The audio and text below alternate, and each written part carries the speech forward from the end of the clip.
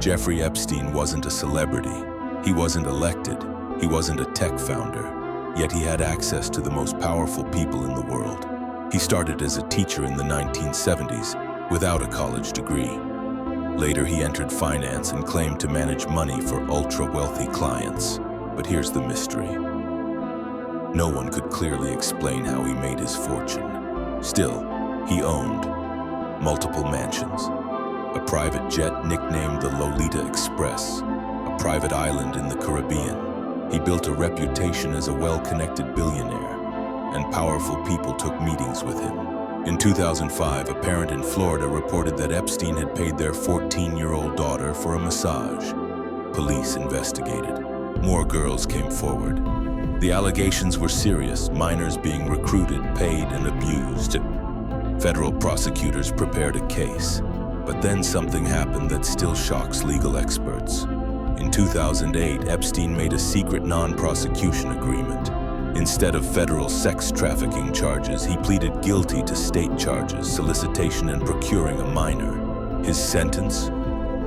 13 months in jail, but not normal jail. He was allowed to leave for work release up to 12 hours a day, 6 days a week. Even more controversial, the victims were never told this deal was happening, which a judge later ruled violated their rights. The agreement also protected potential co-conspirators. That single phrase would haunt the case for years. Epstein didn't live like someone hiding. His social circle included politicians, business leaders, scientists, royalty. Flight logs later showed many powerful names had traveled on his jet. Important fact, being on a flight log does not mean someone committed a crime, but it raised public questions.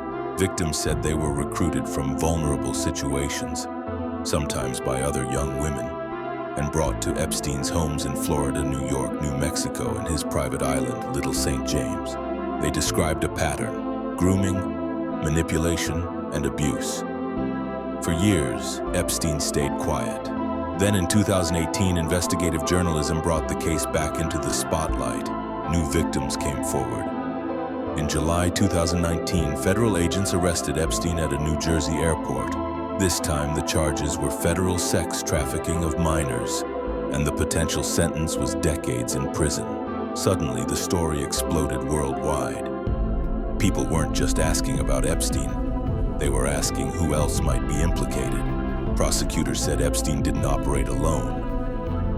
Ghislaine Maxwell, a British socialite, was accused of helping recruit and groom underage girls. In 2021, she was convicted of sex trafficking charges. In 2022, she received a 20-year sentence. Her conviction legally confirmed the trafficking operation existed. Not speculation, but criminal findings in court.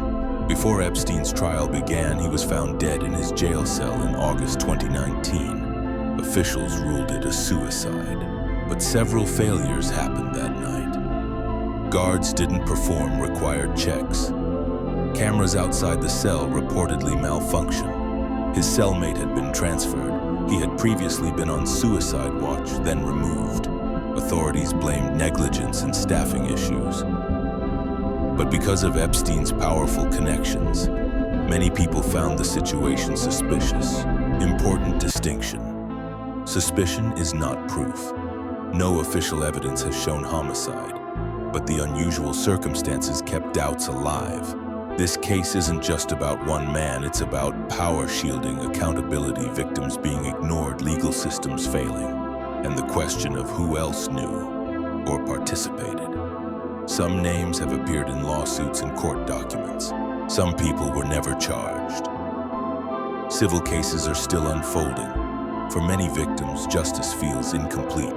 The Epstein case sits at the intersection of wealth, politics, crime, and secrecy. Some facts are proven in court. Some details remain unclear. Some questions may never be answered, and that's why the story won't disappear. This was a fact flip, where documented facts meet the questions people can't stop asking.